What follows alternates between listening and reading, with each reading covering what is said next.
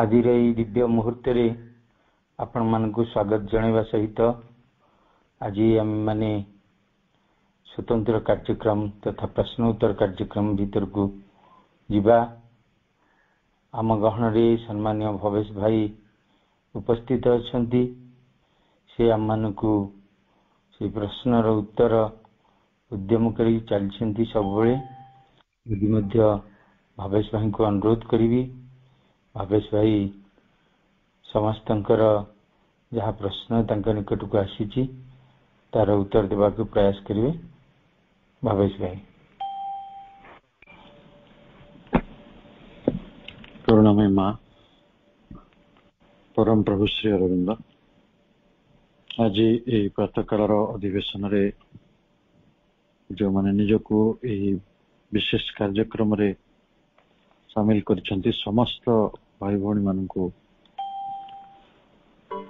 अंतररू अनेक अनेक अभिनंदन और अभिवादन।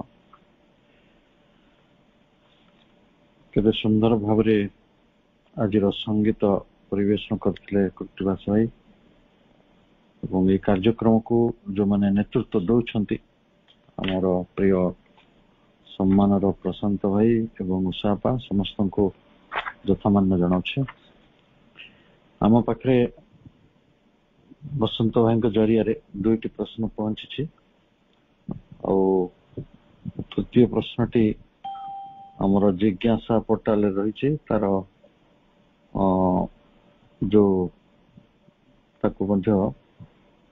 मु जानी नहीं प्रश्नकर्ता कौ अधिवेशन जाना चाहते तबे जदि पुणी आम आलोचना करें ग्रहण कर। प्रथम प्रश्नटी बहुत पुराना प्रश्न कारण भाई दीर्घ दिन थिला से गोटे प्रश्न को पचारि जे सृष्टिर आद्य काल रे ऋषि मानकर चेतना खूब समृद्ध एवं समुन्नत थिला एवं परे जदि आमे सेही ऋषि मानकर महाचेतना बा से ऋषि मानकर जो विश्व चेतना रही ताको आमे वेदर मंत्र रे उपनिषदर व्याख्या गुड़ी करे ब्राह्मण आरण्यक संहिता सबुठी द्रुप्त पदचिन्ह रही।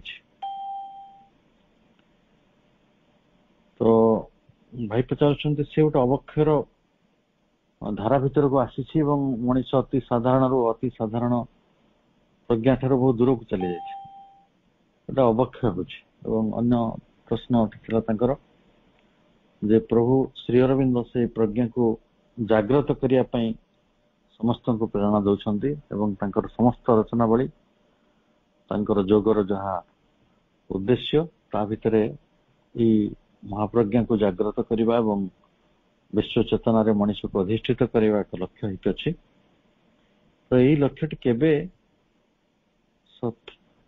पूर्ण हम बा प्रभुंकर स्वप्न केवल केबे सत प्रश्नटी होइथिला।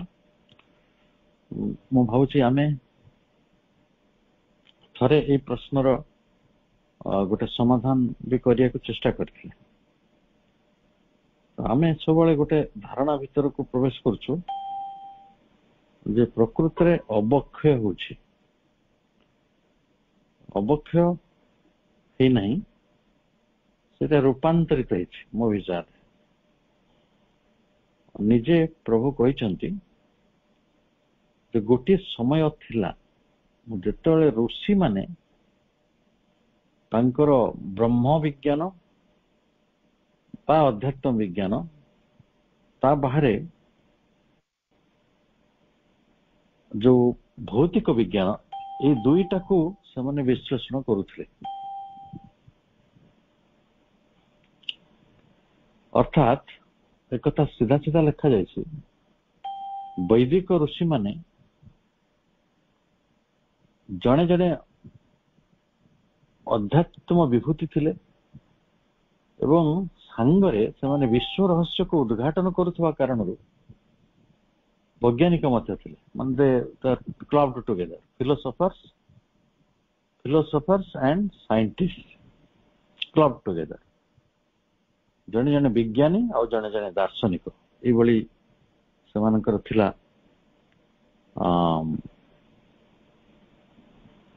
ଗୋଟେ ସେମାନଙ୍କର ମାଇଣ୍ଡର ଷ୍ଟେଟ୍ ଏଇଭଳି ଥିଲା। କାରଣ ସେମାନେ ବିଶ୍ୱ ରହସ୍ୟକୁ ଉଦ୍ଘାଟନ କରିବା ପାଇଁ ଉଦ୍ୟମ କରିଥିଲେ।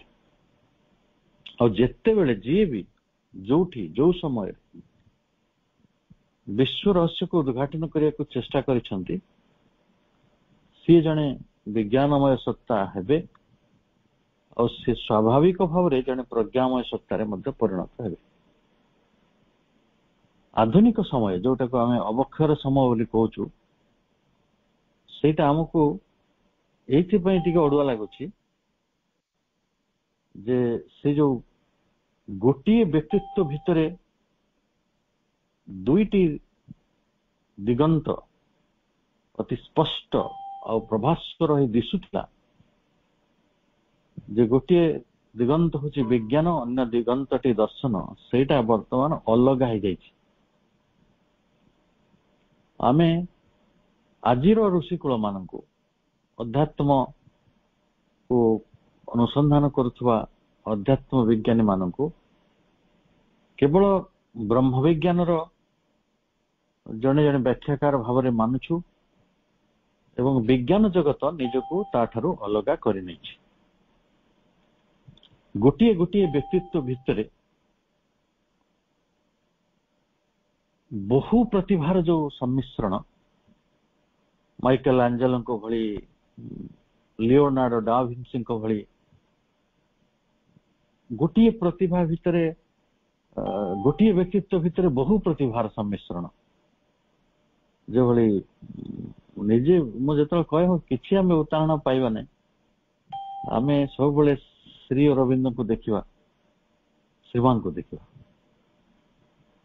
ଶ୍ରୀ ଅରବିନ୍ଦ ଏକାଧାରରେ ଜଣେ ଲେଖକ ଥିଲେ, ଜଣେ ସଂଗଠକ ଥିଲେ, ଜଣେ ନେତା ଥିଲେ, ଜଣେ ଅଧ୍ୟାପକ ଥିଲେ, ଜଣେ ଦାର୍ଶନିକ ଥିଲେ, ଜଣେ ଅଧ୍ୟାତ୍ମ ଜିଜ୍ଞାସୁ ବ୍ୟକ୍ତିତ୍ୱ ଥିଲେ, ଜଣେ କବି ଥିଲେ ଏବଂ ଜଣେ ମହାନ ପୁରୁଷୋତ୍ତମ ତତ୍ଵର, ସଚ୍ଚିଦାନନ୍ଦ ତତ୍ଵର ସେ ଜଣେ ମହାନ ପ୍ରତିଭୁ ଥିଲେ, ନିଜେ ସ୍ୱୟଂ ଅବତାର ଭଳି। ଆଉ ମା ତ ହାୟର ମ୍ୟାଥମେଟିକ୍ସ ରେ ପାଠ ପଢିଥିଲେ, ଫାଇନ୍ ଆର୍ଟସ ରେ ପାଠ ପଢିଥିଲେ, ଅକଲ୍ଟିଜିମ ରେ ପାଠ ପଢିଥିଲେ, ମ୍ୟୁଜିକ ରେ ପାଠ ପଢିଥିଲେ, ପେଣ୍ଟିଂ ରେ ପାଠ ପଢିଥିଲେ, ଖେଳ ଉପରେ ତାଙ୍କର ରୁଚି ଥିଲା। ଏଇଭଳି ବହୁ ପ୍ରତିଭାକୁ ନିଜ ଜୀବନରେ ପ୍ରତିଷ୍ଠିତ କରିଥିବା ବ୍ୟକ୍ତିତ୍ୱ, ଯେଭଳି ଆମେ ରାଜା ଭର୍ତ୍ତୃହରିଙ୍କ କଥା ଶୁଣିଛୁ। ଜଣେ ମଣିଷ ଲେଖିଛନ୍ତି ବୈରାଗ୍ୟ ଚେତନା, ମାନେ ବୈରାଗ୍ୟ ଚେତନାର କଥା, ବୈରାଗ୍ୟ ଶତକର କଥା, ନୀତି ଶତକର କଥା। ଯିଏ ବୈରାଗ୍ୟ ଶତକ ଲେଖିପାରନ୍ତି ସେ ବି ଶୃଙ୍ଗାର ଶତକ ଲେଖିପାରନ୍ତି। ଏଇ ହଉଛି ମାନେ ବହୁମୁଖୀ ପ୍ରତିଭା ସମ୍ପନ୍ନ ବ୍ୟକ୍ତିତ୍ୱର କେତେ ବଡ ପରାକାଷ୍ଠା। ଯଦି ଆମେ ଏଇ ବୈଦିକ ଯୁଗର ସମାପ୍ତି ପରେ ଆହୁରି ଯୋଉମାନେ ଏଇ ଜଗତକୁ ଉଦ୍ଭାସିତ କରିଥିଲେ ସେମାନଙ୍କର ମହାନ ପ୍ରତିଭା ଓ ଜ୍ଞାନ ଦ୍ୱାରା ସେଭଳି ବ୍ୟକ୍ତିତ୍ୱ ମାନଙ୍କୁ ଜାଣିବାକୁ ଚାହୁଁ, ତାହେଲେ ଚାଣକ୍ୟକୁ ଆମେ ନେଇପାରିବା, ଯାହାକୁ ଆମେ ଅନ୍ୟ ଅର୍ଥରେ କୌଟିଲ୍ୟ ବା ଯାହାଙ୍କର ମୂଳ ନାଁ ଥିଲା ବିଷ୍ଣୁଗୁପ୍ତ, ଯିଏ ମୌର୍ଯ୍ୟ ସମ୍ରାଟ ଚନ୍ଦ୍ରଗୁପ୍ତଙ୍କର ଗୁରୁ ଥିଲେ। ଭାରତୀୟ ଉପମହାଦେଶର ଇତିହାସ, ରାଜନୈତିକ ଇତିହାସ ଯଦି କାହାକୁ ଜଣାଥିଲା ସେ ଥିଲେ ସେଇ ବିଷ୍ଣୁଗୁପ୍ତ ବା ଚାଣକ୍ୟ। ଏବଂ ଯେତେବେଳେ ସେ ଲେଖିଲେ ତାଙ୍କର କୌଟିଲ୍ୟଙ୍କର ଅର୍ଥଶାସ୍ତ୍ର, ସେ ଅର୍ଥଶାସ୍ତ୍ର ବହିଟି ଏକ ବିସ୍ମୟକର ପୁସ୍ତକ। ସେଥିରେ ଦ ଆନ୍ସିଏଣ୍ଟ ଇଣ୍ଡିଆନ ପଲିଟିକାଲ ଟ୍ରିଟିସ୍, ଭାରତୀୟ ରାଜନୀତିର ମୂଳ ସୂତ୍ର ଗୁଡିକ ରହିଛି ଏବଂ ସେଥିରେ he was a pioneer in the field of classical economics, ଶାସ୍ତ୍ରୀୟ ଗୋଟେ ଅର୍ଥନୀତିର ମଧ୍ୟ ବ୍ୟବସ୍ଥା ତା ଭିତରେ ରହିଛି। ଆପଣ ଜାଣନ୍ତୁ ସେ ଜଣେ ଆଚାର୍ଯ୍ୟ ଥିଲେ, ପ୍ରଫେସର ଏଟା ତକ୍ଷଶିଳା ୟୁନିଭର୍ସିଟି ତକ୍ଷଶିଳା ବିଶ୍ୱବିଦ୍ୟାଳୟର ଜଣେ ରାଜନୈତିକ ଚିନ୍ତକ, ଜଣେ ରାଷ୍ଟ୍ର ପୁରୁଷ, ଜଣେ ସାମରିକ ବିଦ୍ୟାର ବିଶାରଦ ଏବଂ ଆପଣ ଆଶ୍ଚର୍ଯ୍ୟ ହେବେ ସେଇ ବ୍ୟକ୍ତି ଯେ ସେ ଭାରତ ବର୍ଷର ଏକ ଅନନ୍ୟ ଶାସ୍ତ୍ର କାମସୂତ୍ର ବିଷୟରେ ଲେଖିଛନ୍ତି। ତ ଇଏ ବଡ ବିରୋଧାଭାସ। ଆପଣ ଦେଖନ୍ତୁ, ଆଉ ସେଇ ଋଷିଙ୍କର କଥା ଶୁଣନ୍ତୁ। ସେ ବହୁମୁଖୀ ପ୍ରତିଭାର ଏକ ବିଶାଳ ବ୍ୟକ୍ତି। ଯେତେବେଳେ ତାଙ୍କୁ ସମଗ୍ର ଭାରତବର୍ଷ ସମ୍ମାନ କରୁଥିଲା, ସମଗ୍ର ଯୋଉମାନେ ଇଣ୍ଟେଲେକ୍ଚୁଆଲ୍ସ, ଯୋଉମାନେ ଅତି ବୁଦ୍ଧିଜୀବୀ ଥିଲେ, ସେତେବେଳେ ସେମାନେ ଯେତେବେଳେ ତାଙ୍କୁ ବହୁ ସମ୍ମାନ କରୁଥିଲେ, ସେତେବେଳେ ସେ ଚନ୍ଦ୍ରଗୁପ୍ତଙ୍କୁ ଗୋଟେ ଗାଈଆଳ ପିଲା ଭାବରେ ପାଇଲେ। ସେ ଗୋଟେ ପଥର ଉପରେ ବସିକି ଗୋଟେ ରାଜା ଭଳି ବିଚାର କରୁଥିଲେ। କିନ୍ତୁ ସେ ତାଙ୍କୁ ଶୁଣିଲେ ଆପଣ ଭାବନ୍ତୁ ସେ ଚେତନାଟି କଣ ହେଇପାରେ। ଯେ କହିଲେ ସେଇ ପିଲାଟା କିଛି ପାଠ ପଢୁନି, ଗାଈ ରଖୁଛି, କାହା ପିଲା, ଏ କଣ ଏମିତି ରାଜାଙ୍କ ଭଳିଆ କଥାବାର୍ତ୍ତା କରୁଛି, ୟା ଭିତରେ ରାଜାର ସମ୍ଭାବନା ଅଛି। ସେତେବେଳେ ଭାରତ ବର୍ଷରେ ଏକ ଅତ୍ୟାଚାରୀ ଶାସନ କରୁଛି ଏବଂ ସେଇ ଶାସନର କିଭଳି ବିନାଶ ହବ ତାକୁ ଜଣେ ଆଚାର୍ଯ୍ୟ ଚିନ୍ତା କରୁଛନ୍ତି ଏବଂ ସେ ଛୋଟ ପିଲାଟି ଭିତରେ ସେ ସମ୍ଭାବନାଟି ଦେଖୁଛନ୍ତି।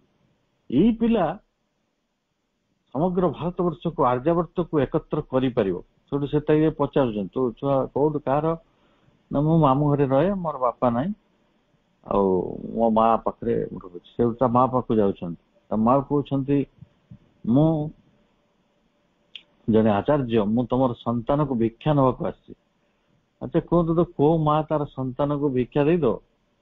କୋଉ ମା ଦେଇଦବ? ତ ସେ ତାକୁ କହୁଛନ୍ତି, ଦେଖ ମାନେ ଏଇ ପିଲା ପାଖରେ ବିଶାଳ ସମ୍ଭାବନା ରହିଛି, ଆଉ ମୁଁ ତାକୁ ସମ୍ରାଟ କରି ଗଢି ତୋଳିବାକୁ ଚାହେଁ। ତ ମତେ ସେ କହୁଛି, ଦେଖ ମୋର ସେ ଅବଲମ୍ବନ, ମୁଁ ତାକୁ ନେଇକି ପୁଅ ତମର ମତେ ବଞ୍ଚେଇବ ନା ମୁଁ ବୁଢୀ କାଳରେ, ଆଉ ମୁଁ ଯେତେବେଳେ ଅସହାୟ ବି ମତେ କିଏ ମୋର ସାହାଯ୍ୟ କରିବ? ସେ କହିଲା, ଦେଖ ତୁ ଯେତିକି ତତେ ବଞ୍ଚେଇବା ପାଇଁ ଅର୍ଥ ଦରକାର, ତାଠାରୁ ଯଥେଷ୍ଟ ଅର୍ଥ ମୁଁ ତ ଦେଇପାରିବି। ସେତେବେଳେ ତାଙ୍କୁ 9 ଲକ୍ଷ ସ୍ୱର୍ଣ୍ଣ ମୁଦ୍ରା ସେ ମାଗିଥିଲେ। ଏତିକି ଟଙ୍କା ଯୋଗାଡ କରିବା ପାଇଁ ସେ ତାଙ୍କର ଅର୍ଥଶାସ୍ତ୍ରର ସମ୍ପୂର୍ଣ୍ଣ ସତ୍ତ୍ୱକୁ ଜଣେ ରାଜାଙ୍କୁ ବିକି ଦେଇଥିଲେ। ଇଏ ହଉଛି ଇତିହାସ। ତ ଯେତେବେଳେ ଆପଣ ଆଚାର୍ଯ୍ୟ କପିଳଙ୍କ କଥା କହିବେ, ଯାହାଙ୍କ ସାଂଖ୍ୟ ଯୋଗର କଥା ଆମେ ବାରମ୍ବାର ଆଲୋଚନା କରୁଛନ୍ତି, କର୍ଦ୍ଦମ ଋଷି ଓ ଦେବହୂତିଙ୍କର ଯେ ସନ୍ତାନ ଥିଲେ, ସାଂଖ୍ୟ ଦର୍ଶନର ଯେ ପ୍ରତିଷ୍ଠାତା, ସିଏ ମଧ୍ୟ ଗୋଟେ ପୁରୁଷ ପ୍ରକୃତି ତତ୍ଵର ଏବଂ ଯେତେବେଳେ ଉଦ୍ଗାତା, ଏବଂ ଆପଣ ପୁରା ସାଂଖ୍ୟ ଦର୍ଶନର ପଢନ୍ତୁ, କେତେ ବହୁମୁଖୀ କଥା, ଗୋଟେ ଟ୍ରାନ୍ସଫର୍ମେସନ ଅଫ ଏନର୍ଜି, ଏଇ ଯୋଉଟାକୁ ଶ୍ରୀ ଅରବିନ୍ଦ କନସିୟସ ଫୋର୍ସ ଚାପ୍ଟରରେ ଲେଖୁଛନ୍ତି, ଚାପ୍ଟର 10 ରେ ଲାଇଫ ଡିଭାଇନ ର। ତ ଆତ୍ମା ଅନାତ୍ମା, ଆମେ ଯେହେତୁ ସୂକ୍ଷ୍ମ ପଦାର୍ଥ, ଆଜି ଡାର୍କ ଏନର୍ଜିର କଥା ଆମେ କହୁଛୁ, ଡାର୍କ ମ୍ୟାଟର କଥା କହୁଛୁ, ଦୃଶ୍ୟ ଅଦୃଶ୍ୟ, ଏ ସମସ୍ତ ବିଷୟରେ ଯାହାଙ୍କର ଗବେଷଣା ଥିଲା, କିଭଳି ଏଇ ଜଗତରେ ମଣିଷର ଆଖି କାନ କାମ କରେ, କିଭଳି ଏଇଟା ଗୋଟେ ବଡ ଆୟୁଧ ହେଇକି, ବଡ ଅସ୍ତ୍ର ହେଇକି ତା ପାଖରେ ରହିଛି ଜ୍ଞାନ ଉପାର୍ଜନର। ଏହାର ପ୍ରଥମେ କିଭଳି ନିର୍ମାଣ ହେଲା, ଆମେ ତନ୍ମାତ୍ରାର କଥା ପଢୁଥିଲେ, ଆପଣ ମନେ ଥିବ। ଏଇ ସମସ୍ତ କଥାର ଯିଏ ପ୍ରକୃତିରେ ନିର୍ଣ୍ଣାୟକ ପୁରୁଷ, ସେ ହଉଛନ୍ତି କପିଳମୁନି। ଯୋଉମାନେ ବେଦର ପରବର୍ତ୍ତୀ ସମୟରେ, ବେଦ ଋଷି ମାନଙ୍କର ପରବର୍ତ୍ତୀ ସମୟରେ ଏ ଜଗତକୁ ଆସିଥିଲେ। ଆପଣ ଚରକ ସଂହିତା କଥା ଜାଣନ୍ତି। ମୁଁ ଚରକଙ୍କ କଥା ଆପଣଙ୍କୁ କହିବି ଥିଲି ଯେ ସେତେବେଳେ କୌଣସି ଆୟୁର୍ବେଦିକ କଲେଜ ନଥିଲା ଯେ ଜଣେ ପୃଥିବୀର ସର୍ବଶ୍ରେଷ୍ଠ ଆୟୁର୍ବେଦାଚାର୍ଯ୍ୟ ହେଇଯିବ। ସେଭଳି କୌଣସି ବ୍ୟାକରଣ ବା ସଂସ୍କୃତ ପଢା ଯାଉଥିବା ମହାବିଦ୍ୟାଳୟ ନଥିଲା ଯେ ପାଣିନୀଙ୍କ ଭଳି ଜଣେ ବିରାଟ ବ୍ୟାକରଣବିତ୍ ଜନ୍ମ ହେଇପାରିବେ। ସେତେବେଳେ ଜଗତରେ ନାଟକ ଏପରି ଗୋଟେ ଡ୍ରାମା ସ୍କୁଲ ନଥିଲା ଯେ ଯୋଉଠି ଭରତ ମୁନିଙ୍କ ଭଳି ନାଟ୍ୟଶାସ୍ତ୍ର ରଚନା କରିଥିବା ବିରାଟ ବ୍ୟକ୍ତିତ୍ୱ ମାନେ ଆମକୁ ଦେଖିବାକୁ ମିଳିବେ। ବା ସେଭଳି କାବ୍ୟ ଜଗତରେ କି ଦର୍ଶନ ଜଗତରେ ସେଭଳି ବିରାଟ ବ୍ୟକ୍ତିତ୍ୱ ତିଆରି ହେଇଥିଲେ। ବାଲ୍ମୀକିଙ୍କ ରୂପରେ ବିରାଟ ବ୍ୟକ୍ତିତ୍ୱ ଭବଭୂତିଙ୍କ ରୂପରେ, ବିରାଟ ବ୍ୟକ୍ତିତ୍ୱ କାଳିଦାସଙ୍କ ରୂପରେ, ବିରାଟ ବ୍ୟକ୍ତିତ୍ୱ ବ୍ୟାସଦେବଙ୍କ ରୂପରେ, ଯେ ବେଦକୁ ସଂକଳନ କରିଥିଲେ। ତ ପତଞ୍ଜଳିଙ୍କ ରୂପରେ ଯେ ଯୁଗ ଦର୍ଶନର ପ୍रणेता ଯୋଉମାନେ ପରବର୍ତ୍ତୀ ସମୟରେ ବୈଦିକ ଯୁଗର ବହୁ ପରେ ଯୋଉମାନେ ଏ ପୃଥିବୀକୁ ଆସିଥିଲେ, ଆମେ ଋଷି କଣାଦଙ୍କୁ ମନେ ପକେଇବା। ଆମେ କହୁଛୁ ଜନ୍ ଡାଲ୍ଟନ ହଉଛନ୍ତି ଅଣୁତତ୍ଵର ଜନକ, କାରଣ ସେମାନେ ଭାଷା ବଦଳିଛି ଏବଂ କଣାଦଙ୍କର ଋଷି କଣାଦଙ୍କର ମହାନ ତପସ୍ୟାକୁ ପୃଥିବୀ ଜାଣିବା ପୂର୍ବରୁ, କାରଣ ଏଟା ସଂସ୍କୃତରେ ଲେଖା ଅଛି, ସେମାନେ ଆହୁରି ଟିକେ ପପୁଲାର ଭାଷାରେ ତାକୁ ଇଂରାଜୀରେ ଲେଖିଲେ, ଯୋଉଥିପାଇଁ ତାଙ୍କୁ ଆମେ ଅଣୁତତ୍ଵର ଜନକ ବୋଲି କହିଲେ। କିନ୍ତୁ ଆଚାର୍ଯ୍ୟ କଣାଦ ହଉଛନ୍ତି ଅଣୁତତ୍ଵର ଜନକ କହିବାକୁ ଗଲେ। ତା ଡାଲ୍ଟନଙ୍କର 2600 ବର୍ଷ ପୂର୍ବରୁ ସେଭଳି ବ୍ୟକ୍ତିତ୍ୱ ଏ ପୃଥିବୀକୁ ଆସିଥିଲେ। ତାହେଲେ ଆମେ ଯଦି ନିରାଶ ହବାର କିଛି କାରଣ ନାହିଁ। କାହିଁକି ନା ପରେ ବୁଦ୍ଧଦେବ ବି ଆସିଛନ୍ତି, ପରେ ରବୀନ୍ଦ୍ରନାଥ ବି ଆସିଛନ୍ତି, ପରେ ଆଇନଷ୍ଟାଇନ ବି ଆସିଛନ୍ତି। କେବଳ ସ୍ଥାନ, କାଳ, ପାତ୍ର ଏଇଟା ବଦଳିଛି। ଆମେ ଯଦି ବିଶ୍ୱ ଚେତନାର ମଣିଷ ମାନଙ୍କୁ ଆଜି ଖୋଜୁଛୁ, ସେଇଟା ବାର୍ଟନ ରସେଲଙ୍କ ଭିତରେ ଖୋଜି ପାରିବା, ସେଇଟା ଚାର୍ଲସ ବାବେଜଙ୍କ ଭିତରେ ଖୋଜି ପାରିବା, ସେଇଟା ବିଲ୍ ଗେଟ୍ସଙ୍କ ଭିତରେ ଖୋଜି ପାରିବା, ଷ୍ଟିଫେନ୍ ହକିଙ୍କ ଭିତରେ ଖୋଜି ପାରିବା।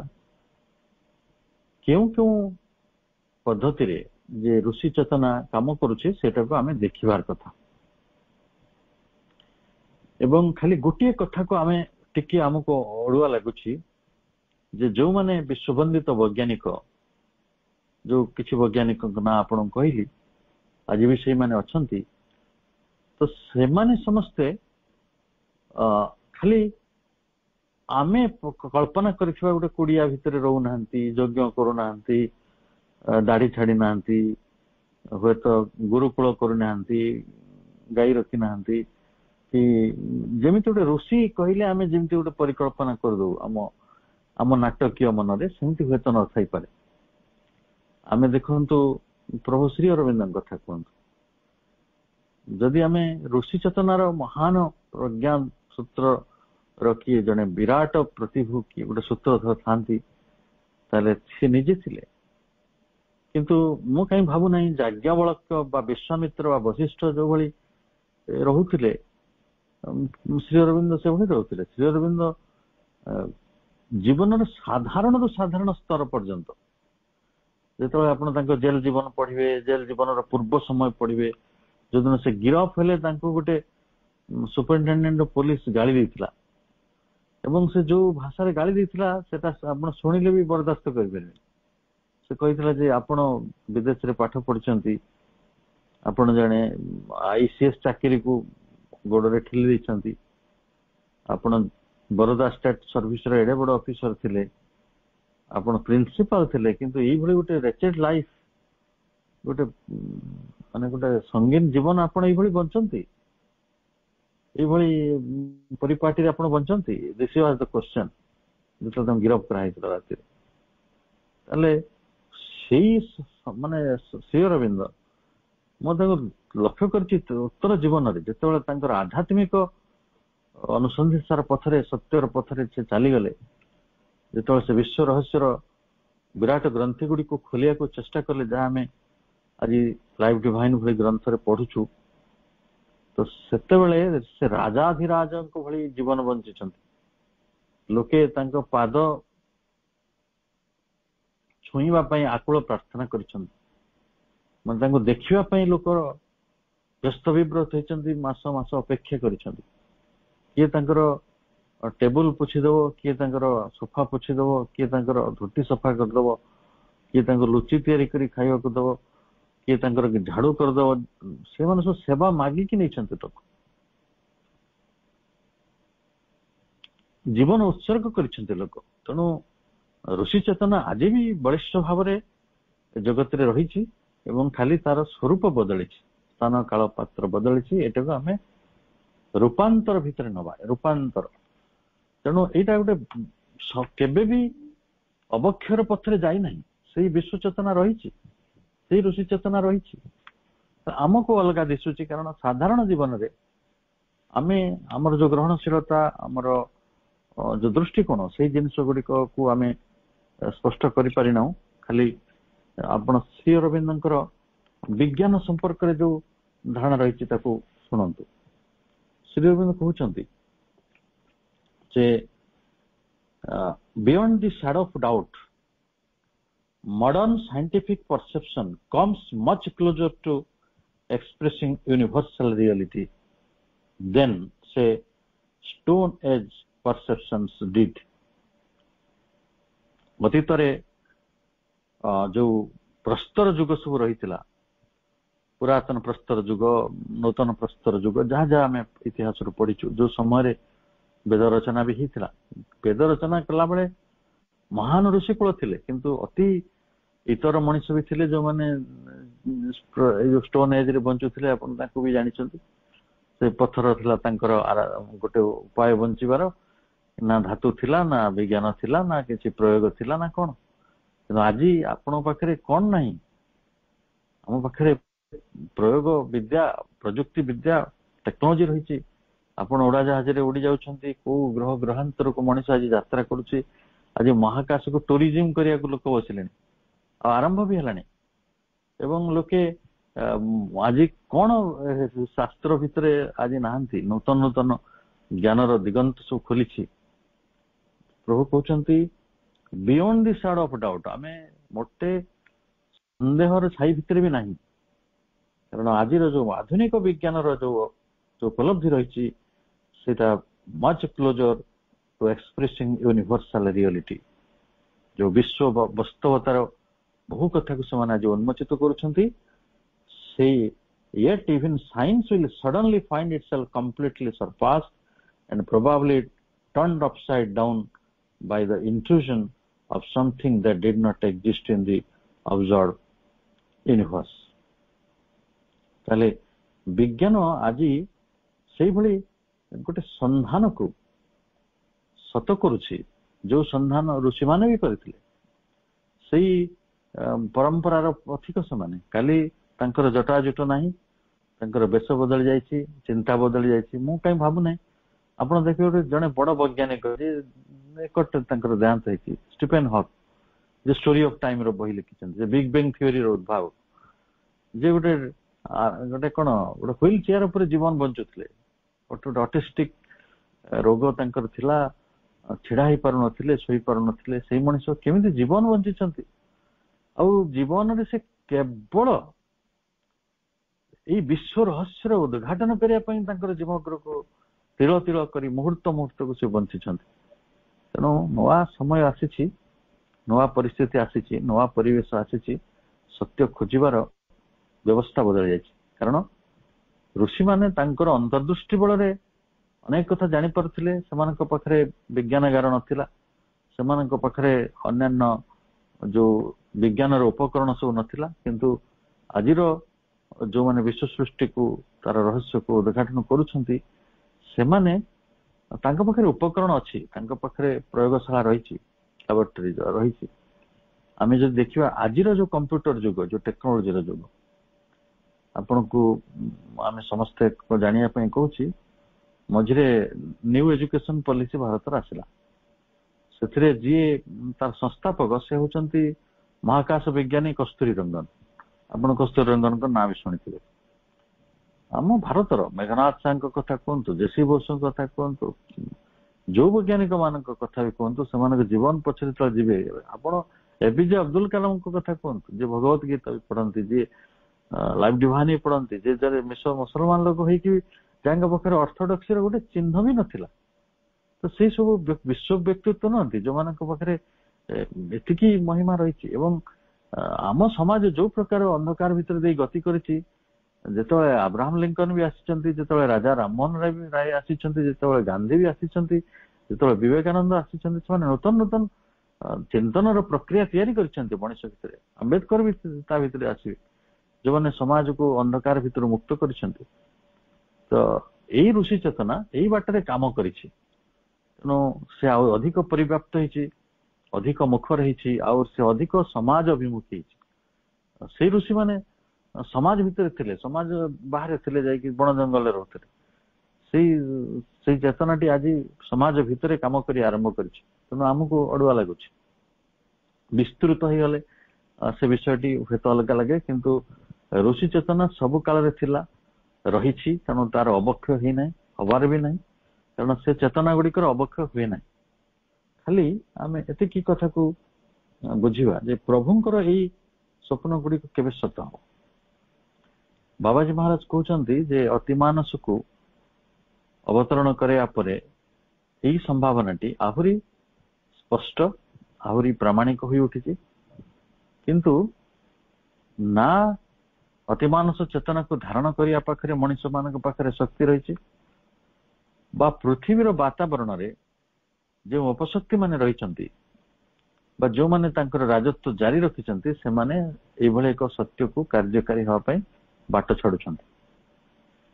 ଦୁଇ ପ୍ରକାର ଦୁବିଧା ଭିତରେ ଅତିମାନସ ଶକ୍ତି ତାର କାର୍ଯ୍ୟ କରିବାକୁ ମନ୍ଥର କରିଦେଇଛି, ବା ସେ ଯାହା କରିବାକୁ ଆସିଛନ୍ତି, ଯେହେତୁ ଏଠି ପ୍ରସ୍ତୁତିର ଅଭାବ ରହିଛି, ଗୋଟେ ଗ୍ରହଣଶୀଳତାର ଅଭାବ ରହିଛି, ସେ ତଥାପି ବି ଜୋର ଜବରଦସ୍ତ କରି ଗୋଟେ କିଛି ଲଦି ଦେବାକୁ ଚାହୁଁନାହାନ୍ତି। ଯୋଉ କଥାଟିକୁ ଆମେ ଶ୍ରୀ ଅରବିନ୍ଦଙ୍କ ପ୍ରଣୀତ ସାବିତ୍ରୀ ମହାକାବ୍ୟର ବୁକ୍ 1 Canto 2 ଦ ଇସ୍ୟୁ ସର୍ଗରେ ପଢୁଛୁ, ଯେ ଇମୋର୍ଟାଲ ୱାର୍କ ମାଙ୍କର ଏ ପର୍ଯ୍ୟନ୍ତ ମଣିଷ ବୁଝି ନାହିଁ। ମା ଯେଉଁ କାର୍ଯ୍ୟଟି ସେଦିନ ସାବିତ୍ରୀଙ୍କ ରୂପରେ ଏଇ ଜଗତରେ କରିଥିଲେ, ସେଇ କାର୍ଯ୍ୟଟିର ମହିମାକୁ ବୁଝିବା ପାଇଁ ଆଜି ବି ମଣିଷର ଚେତନା ପ୍ରସ୍ତୁତ ହୋଇପାରି ନାହିଁ।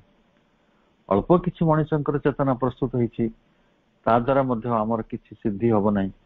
ତେଣୁ ଗୋଟେ ସମୂହକୁ, ଗୋଟେ ନୂତନ ଜାତିକୁ, ଗୋଟେ ନୂତନ ଜାତି ଯେତେବେଳେ ଆସୁଛି, ସେଇଭଳି ଗୋଟେ ନୂତନ ଜାତିକୁ ସ୍ୱାଗତ କଲା ଭଳି ଗୋଟେ ନୂତନ ଜାତିର ସେଇ ସାମୂହିକ ଚେତନାକୁ ପ୍ରତିଷ୍ଠା କରିବା ପାଇଁ ଅନେକ ଲୋକଙ୍କର ସାଧନା ବଳିଦାନ ଦରକାର ଅଛି, ଯଜ୍ଞ ଦରକାର ଅଛି, ଏବଂ ଯୋଉ ଯଜ୍ଞରେ ଆମେ ନିଜକୁ ସାମିଲ କରିଛନ୍ତି।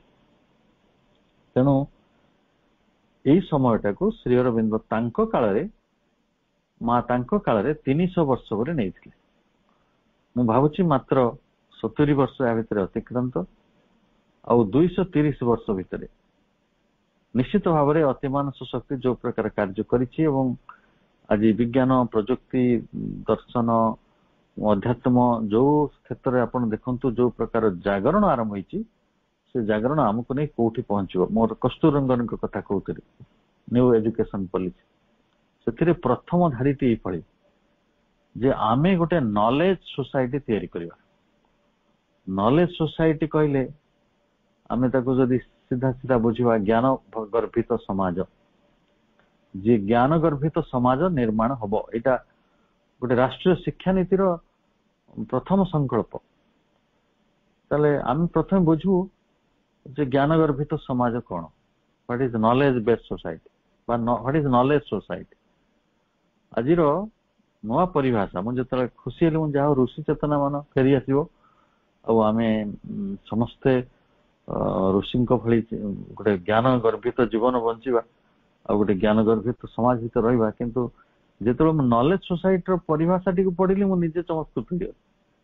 ନଲେଜ ସୋସାଇଟି ଆମେ ଚିନ୍ତା କରୁଥିବା ଗୋଟେ ବ୍ୟବସ୍ଥା ଠାରୁ ଆହୁରି ଅଧିକ ବ୍ୟାପକ ସେ ବି ଚିନ୍ତନ। ସେ ଚିନ୍ତନ ହେଲା ଯେଉଁମାନେ ଆଧୁନିକ ବିଜ୍ଞାନ, ଆଧୁନିକ ଯୋଉ ପ୍ରୟୋଗ, କଣ କମ୍ପ୍ୟୁଟର ପର୍ଟିକୁଲାରଲି, ଆଉ ସିଧା ସିଧା ଭାଷାରେ ଆର୍ଟିଫିସିଆଲ ଇଣ୍ଟେଲିଜେନ୍ସ, ଏଇ ସବୁରେ ଯୋଉମାନେ ସମ୍ପନ୍ନ ମଣିଷ, ସେମାନଙ୍କୁ ଜ୍ଞାନୀ କୁହାଯିବ, ଏବଂ ସେଇମାନଙ୍କର ସମୂହକୁ ଗୋଟେ ନଲେଜ ସୋସାଇଟିର ଅନ୍ତର୍ଭୁକ୍ତ ବ୍ୟକ୍ତି ବୋଲି କୁହାଯିବ। ତାହେଲେ ଆମେ ଯଦି ତାକୁ ଅସ୍ୱୀକାର କରୁ ଯେ ସେଗୁଡିକ ଋଷି ଚେତନା ନୁହେଁ, ଋଷି ଚେତନାର ଗୋଟିଏ ପରିଭାଷାକୁ ଆପଣ ନିଅନ୍ତୁ, ଯୋଉମାନେ ବ୍ୟକ୍ତି ଚେତନା ନୁହେଁ, ଯୋଉମାନେ ବା ବ୍ୟଷ୍ଟି ଚେତନା ନୁହେଁ, ଯୋଉମାନେ ଗୋଟିଏ ବିଶ୍ୱାତୀତ ଚେତନା ଓ ବିଶ୍ୱଗତ ଚେତନାକୁ ନିଜ ଭିତରେ ଧାରଣ କରିପାରୁଥିଲେ, ଏବଂ ସେଇ ଚେତନାକୁ ନିଜ ଭିତରେ ପ୍ରତିଷ୍ଠିତ କରିବା ପାଇଁ, ସେଇ ଚେତନା ସହିତ ନିଜକୁ ସଂଯୁକ୍ତ କରିବା ପାଇଁ, ଏବଂ ସେଇ ସତ୍ୟ ଦୃଷ୍ଟିଟିକୁ ହାସଲ କରିବା ପାଇଁ ଯୋଉମାନେ ଜୀବନକୁ ସାଧନା ଭିତରକୁ ନେଇଥିଲେ।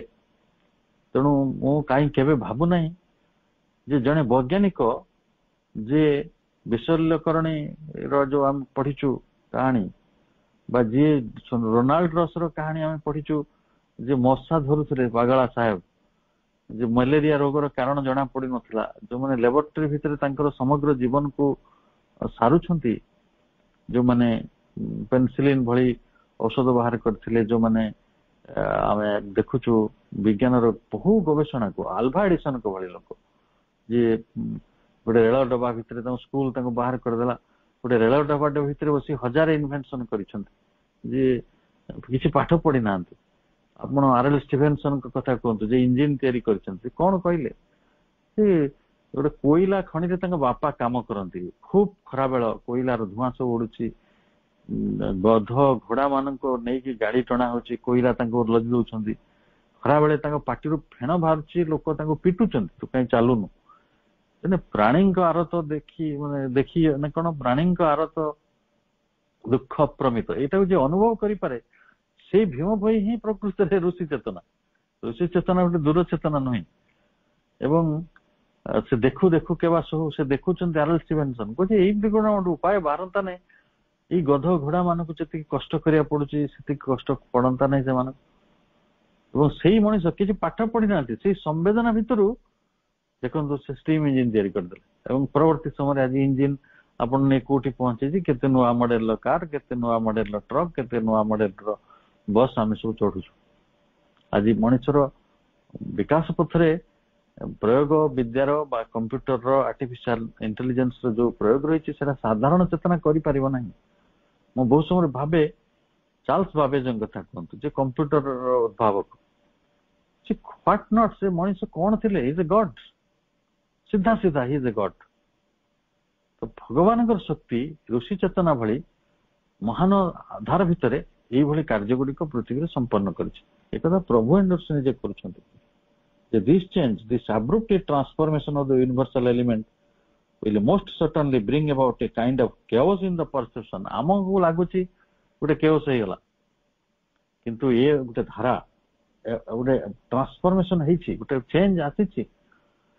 ଋଷି ମାନେ ତାଙ୍କ କୁଡିଆ ଛାଡିକି ଆଜି ବିଜ୍ଞାନର ଲାବୋରେଟୋରୀ ଭିତରେ ସାଧନା କରୁଛନ୍ତି। ଇଏ ଗୋଟେ ନୂତନ ସାଧନା, ତାର ଦୁରୁପଯୋଗ ବି ହଉଛି।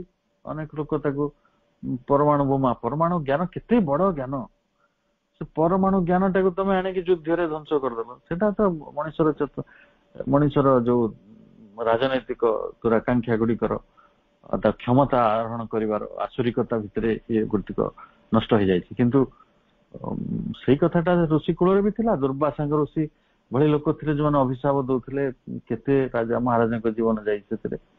ଅନେକ ଋଷି ଅନେକ ପ୍ରକାର ଅଭିଶାପ ଦେଇଥିଲେ। ମୁଁ ତ ବେଳେ ବେଳେ ଭାବେ, ଆଶ୍ଚର୍ଯ୍ୟ ହୁଏ, ଯିଏ ଆମେ ଯାହାକୁ ଉପାସନା କରୁଛୁ ଶିବ ଶକ୍ତି, ଶିବ ଉମାଙ୍କର ବିବାହ, ଉମା ଚାହିଁଥିଲେ ତାଙ୍କୁ ବିବାହ କରିବା ପାଇଁ, ତାଙ୍କ ବାପା ସେଟା ରାଜି ନଥିଲେ। ଆପଣ ଭାବନ୍ତୁ ସେ କାହାଣୀ ଗୁଡିକ, ସିମ୍ବଲିକ, ଭେରି ସିମ୍ବଲିକ।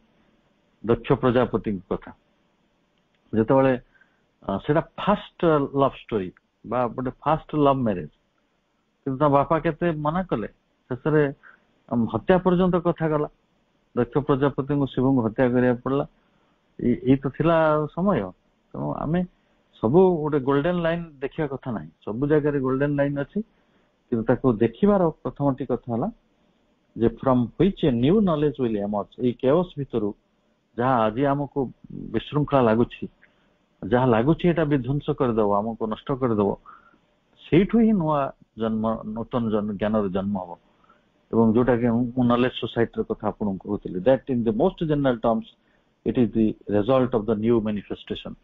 ତେଣୁ ଇଏ ଗୋଟେ ନୂତନ ଅଭିବ୍ୟକ୍ତି, ନୂତନ ପରିସ୍ଥିତି ଏବଂ ନୂତନ ଅଭିବ୍ୟକ୍ତି କାଳ। ସେଇ ପରିସ୍ଥିତିକୁ ଆମେ ବୁଝିବା ପାଇଁ ଆଉ ଟିକେ ଧ୍ୟାନସ୍ଥ ହବା, ଆଉ ଟିକେ ଚିନ୍ତା କରିବା, ଆଉ ଆହୁରି ପ୍ରଭୁଙ୍କୁ ପଢିବା, ଯାହା ଫଳରେ ଆମେ ମଧ୍ୟ ସେଇ ଋଷି ଚେତନାକୁ ନିଜେ ପ୍ରାପ୍ତ କରିବା। ନିଜେ ଆମେ ଯେତେ ପର୍ଯ୍ୟନ୍ତ ସେଇ ଚେତନାକୁ ପ୍ରାପ୍ତ କରୁନାହାନ୍ତି, ସେ ବିଶ୍ୱ ଚେତନାକୁ ପ୍ରାପ୍ତ କରୁନାହାନ୍ତି, ସେତେ ପର୍ଯ୍ୟନ୍ତ ପ୍ରଭୁଙ୍କର ସ୍ୱପ୍ନଟି ସାକାର ହୋଇପାରିବ ନାହିଁ। କାରଣ ପ୍ରଭୁ ଯାହାଙ୍କୁ ପ୍ରସ୍ତୁତ କରିବାକୁ ଚାହିଁଥିଲେ ସେମାନେ ବର୍ତ୍ତମାନ ଧୀରେ ପ୍ରସ୍ତୁତ ହଉଛନ୍ତି, କିନ୍ତୁ କେତେ ଦୂର ସମ୍ପନ୍ନ ହଉଛନ୍ତି ସେକୁ ଯଦି ମୁଁ ଆଲୋଚନା କରିବି ଆହୁରି 2 ରାତି ଲାଗିଯିବ। ମାଙ୍କୁ, ଶ୍ରୀ ଅରବିନ୍ଦଙ୍କୁ ଗ୍ରହଣ କରିଥିବା ମଣିଷ ମାନଙ୍କ ଭିତରେ ଆଜି ମଧ୍ୟ ସଂକୀର୍ଣ୍ଣତା, ମାନେ ନାନା ପ୍ରକାର ଅର୍ଥୋଡକ୍ସି, ନାନା ପ୍ରକାର ଭୟ, ନାନା ପ୍ରକାର ଆଶଙ୍କା, ନାନା ପ୍ରକାର ସନ୍ଦେହ, ନାନା ପ୍ରକାର ଦ୍ୱନ୍ଦ୍ୱ ରହିଛି। ଏକୁଥକୁ ମାନେ ଅଣ୍ଡରଲାଇନ କରି ମନେ ରଖନ୍ତୁ। ଆପଣ ଯେତେବେଳେ ଅନେକ ଅପା ଭାଇ ମାନଙ୍କ ସହିତ ଆମେ କଥା ହଉଛେ ସେତେବେଳେ ଦେଖିପାରୁଛୁ ଯେ ଆମର ଅତୀତ କିଭଳି ସେମାନଙ୍କ ଭିତରେ ଆଜି ମଧ୍ୟ ବଞ୍ଚି ରହିଛି। ସେମାନେ କିଭଳି ଆଜି ମଧ୍ୟ ମାଙ୍କର ବିରାଟ ଶକ୍ତି ଅସୃଷ୍ଟି ଯୋଉ ଅତି ମାନସର ସୃଷ୍ଟି ଯୋଉ ନବସୃଷ୍ଟିର ଯୋଉମାନେ ଦାୟିତ୍ୱ ନେଇଛନ୍ତି ବା ସୃଷ୍ଟିକାରିଣୀ ସେଇ ଯେ ଶକ୍ତି ଉପରେ ଆମେ କେତେ ଦୂର ନିର୍ଭର କରିପାରିଛୁ, କେତେ ଦୂର ଆମ ସେଇ ଶକ୍ତି ଉପରେ ଆସ୍ଥା ରହିଛି। ଆଜି ବି ତ ଆମେ ଗୁଣି ଗାରଡି ପୂଜା ପାଠ ଭଲ ମନ୍ଦ ଟ୍ରାଇବାଲ ଆଟିଚ୍ୟୁଡ ଗୁଡିକ ଭିତରେ ଗୋଟେ ଜାତିଗତ ଧାରଣା ଗୁଡିକ ଭିତରେ ଧାର୍ମିକ ଧାରଣା ଗୁଡିକ ଭିତରେ ନୀତିଗତ ଧାରଣା ଗୁଡିକ ଭିତରେ ନିଜକୁ କେତେ ବନ୍ଦୀ କରି ରଖିଛୁ। ଏଇଟାକୁ ଚିତ୍ତ ଭାଇ କହୁଥିଲେ ଆଉ ନିଜକୁ କିଳିଦେବା, ନିଜକୁ ବନ୍ଦ କରିଦେବା, ନିଜକୁ ଅବରୁଦ୍ଧ କରିଦେବା। ତେଣୁ ଏଇ ଅବରୁଦ୍ଧତା ଭିତରୁ ଯଦି ଆମକୁ କିଛି ମୁକ୍ତିର ପଥ ରହିଛି ତାହା ପ୍ରଭୁଙ୍କ ସାନ୍ନିଧ୍ୟରେ ହିଁ ପ୍ରାପ୍ତ ହବ, ମାଙ୍କର କରୁଣାରେ ହିଁ ପ୍ରାପ୍ତ ହବ। ଯୋଉ କରୁଣାକୁ ପ୍ରାପ୍ତ କରିବା ପାଇଁ ଆମେ ସବୁଦିନ ସକାଳରୁ ରାତି ପର୍ଯ୍ୟନ୍ତ ସେ କାମ କରୁଛୁ, କିନ୍ତୁ କେତେ ସଚେତନତାର ସହିତ କରୁଛୁ ଆଉ କେତେ ଯାନ୍ତ୍ରିକ ମନୋଭାବରେ କରୁଛୁ, ମେକାନିକାଲି କରୁଛୁ, ସେଇଟା ବିଚାର କରିବାର ସମୟ ଉପଗତ। ଏବେ ଆମେ ଦେଖିବା ଆମେ ଗୋଟେ ଧାର୍ମିକ ଯାତ୍ରା କରୁଛୁ, ଆମର କିଛି ପୁଣ୍ୟ ହବ, ଆମର କିଛି ଲାଭ ହବ, କିଛି ମାଙ୍କର କରୁଣା ଆମକୁ ମିଳିଯିବ, ଆମେ ଗୋଟେ ଜାଗତିକ ଜୀବନ ଭିତରକୁ ଚାଲିଯିବା। ସେଗୁଡିକ ଅପେକ୍ଷା ସବୁଠାରୁ ବେଶୀ ବଡ କଥାଟି ହଉଛି ସେଇ ଋଷି ଚେତନା ସହିତ ନିଜକୁ ସଂଯୁକ୍ତ କରିବା, ମହାପ୍ରଜ୍ଞା ସହିତ ନିଜକୁ ସଂଯୁକ୍ତ କରିବା, ମହାବୁଦ୍ଧି ସହିତ ନିଜକୁ ସଂଯୁକ୍ତ କରିବା, ଯାହା ଫଳରେ ପରମେଶ୍ୱରଙ୍କର ପରମ ସତ୍ୟକୁ ଆମେ ସେଇ ଦୃଷ୍ଟିଟିକୁ ପ୍ରାପ୍ତ ହେବା ଏବଂ ତାହା ହିଁ ହବ ଆମ ଦିବ୍ୟ ଜୀବନର ପ୍ରଥମ ଅମୃତ ଅନୁଭବ। ଆଶା କରେ ଆମେ ପ୍ରଭୁଙ୍କୁ ପଢିଲା ବେଳେ, ପ୍ରଭୁଙ୍କୁ ଜାଣିଲା ବେଳେ, ତାଙ୍କୁ ଗୁରୁ ଭାବରେ ଗ୍ରହଣ କଲା ବେଳେ ଏବଂ ତାଙ୍କୁ ସାଧନାର ମାର୍ଗଦର୍ଶକ ଭାବରେ ଗ୍ରହଣ କଲା ବେଳେ ଏଇ ଚେତନାରୁ ଆମେ ନିଜକୁ ବିଚ୍ୟୁତ କରିବା ନାହିଁ।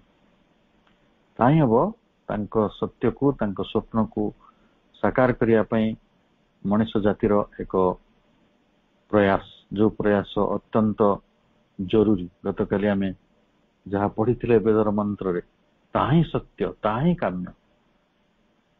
ତେଣୁ ଯାହା ସତ୍ୟ, ଯାହା କାମ୍ୟ, ଆମେ ତା ପଛରେ ଅବଶ୍ୟ ଯିବା। ଦ୍ୱିତୀୟ ପ୍ରଶ୍ନକୁ ଆସିବା। ଦ୍ୱିତୀୟ ପ୍ରଶ୍ନ ଥିଲା ଗତକାଲିର ଅଧ୍ୟୟନକୁ ନେଇ। ଗତକାଲି ଯେତେବେଳେ ଆମେ ବେଦ ମନ୍ତ୍ରଟି ଆଲୋଚନା କରୁଥିଲେ, ଲାଇଫ ଡିଭାଇନ ପୁସ୍ତକର ପ୍ରଥମ ଅଧ୍ୟାୟର ସନ୍ନିହିତ ଥିବା ଦୁଇଟି ଯୋଉ ଗୋଟିଏ ହେଲା କୁତ୍ସ ଅଙ୍ଗିରସଙ୍କର ସୂକ୍ତ ମଣ୍ଡଳ 1 ସୂକ୍ତ 100 କଥରେ କହୁଛି 113 ଏବଂ ମନ୍ତ୍ର 8 ରୁ 10 ଏବଂ ପରେ ଆମେ ଅନ୍ୟାନ୍ୟ ଯୋଉ ବାମଦେବ ଋଗ୍ବେଦର ଆଉ ଏକ କଥା ପଢିଥିଲେ, ସେଇଥିରେ କଥା ଥିଲା threefold are those supreme births of the divine force that is in the world। এই ତିନୋଟି ଦିବ୍ୟ ଶକ୍ତିର ଦିବ୍ୟ ଆବିର୍ଭାବର ତ୍ରିଧାରା ଗୁଡିକ କଣ ହେଇପାରେ? ଯେ ତିନିଟା ଧାରା କଣ?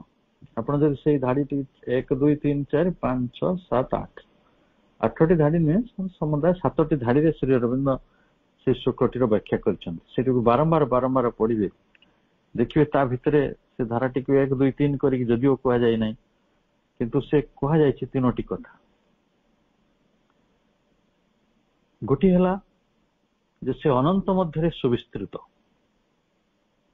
ଦିବ୍ୟ ଶକ୍ତିର ଦିବ୍ୟ ଆବିର୍ଭାବ କିଭଳି ଭାବରେ କାର୍ଯ୍ୟ କରିଛି।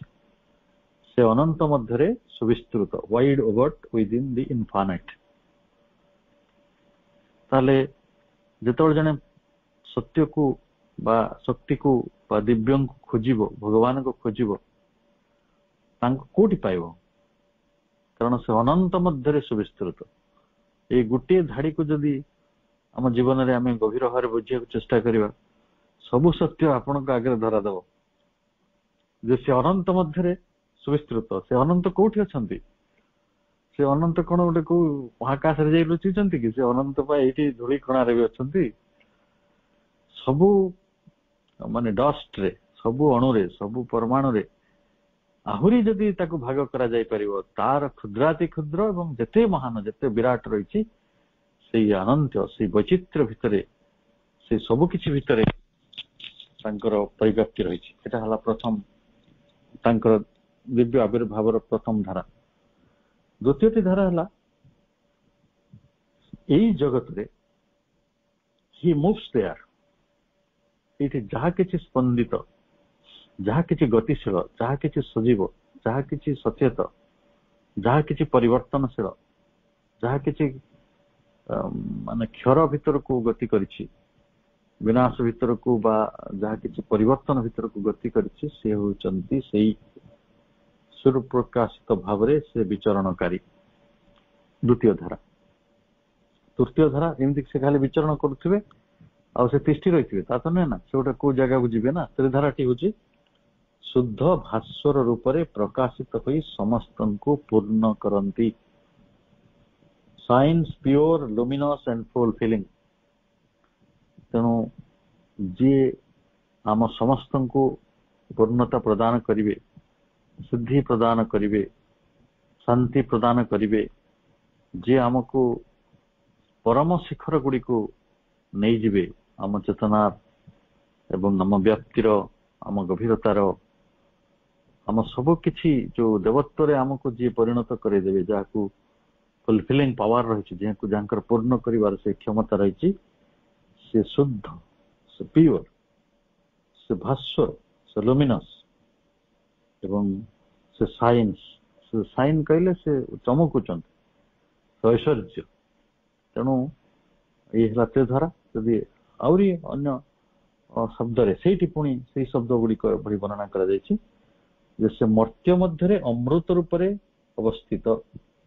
ତାହେଲେ ଅବସ୍ଥିତି ସବୁବେଳେ ଅନନ୍ତ ମଧ୍ୟରେ ସୁବିସ୍ତୃତ, ମର୍ତ୍ତ୍ୟ ମଧ୍ୟରେ ଅମୃତ ରୂପରେ ଅବସ୍ଥିତ, ଏକା କଥା। That which is immortal in ଇମୋର୍ଟାଲ୍ସ।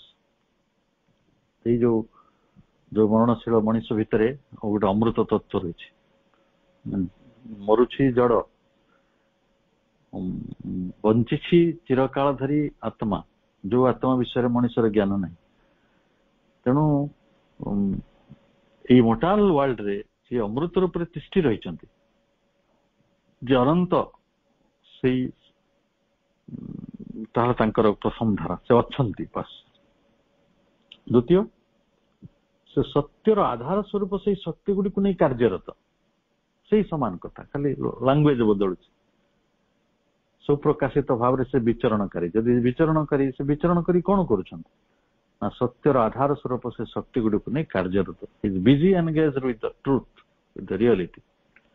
ତେଣୁ ସେ ଏଇ ଜଗତରେ ଯାହା କିଛି କାର୍ଯ୍ୟ ହଉଛି, ଯାହା କିଛି କାର୍ଯ୍ୟ ହଉଛି, ଗୋଟେ ଫୁଲଟିଏ ଫୁଟୁଛି, ଫଳଟିଏ ହଉଛି, ତାକୁ ଜଣେ ଖାଇଦଉଛି, ତାକୁ ପୁଣି ଆଉ ଗୋଟେ ଗଛ ହେଇଯାଉଛି, ପୁଣି ଗୋଟେ ଦେହ ହେଇଯାଉଛି, ଇଏ ତାକୁ ମରିଯାଉଛି, ପୁଣି ଆଉ ଥରେ ଜନ୍ମ ହଉଛି। ପ୍ରକୃତିର ଏଇ ଯୋଉ ମହାଲୀଳା ସଂଗଠିତ ହଉଛି, କେତେ ନଦୀ ବାଟ ହୁଡୁଛି, କେତେ ନଦୀ ସମୁଦ୍ରରେ ମିଶୁଛି, କେତେ ନୂଆ ନଦୀ ତିଆରି ହଉଛି, କେତେ ଝରଣାର ଜନ୍ମ ହଉଛି, କେତେ ଝରଣା ଶୁଖି ଯାଉଛି। ଏଇ ଜଗତକୁ ଯଦି ଆପଣ ଏଇ ବିଶ୍ୱ ସମୁଦାୟକୁ ବା ବିଶ୍ୱ ଘଟଣାବଳୀକୁ ଦେଖିବେ, ତା ଭିତରେ ଯିଏ ପ୍ରକୃତରେ କାର୍ଯ୍ୟରତ, ସେ କାର୍ଯ୍ୟଟି କେବଳ ଆମ ବ୍ୟକ୍ତିଗତ ଜୀବନରେ, ଆମ ଘର ବାଡି କି ଆମ ଗୁହାଳ କି ଆମ ଘରେ ଯାହା ଘଟଣା ଘଟେ, ସେଇଗୁଡିକ ଘଟଣାର ଗୋଟେ ଛୋଟ ରୂପ। କିନ୍ତୁ ଜ୍ୟୋତିଷ୍କ ମଣ୍ଡଳରେ ତାରା ମାନଙ୍କ ଭିତରେ ବି ଘଟଣା ଘଟୁଛି।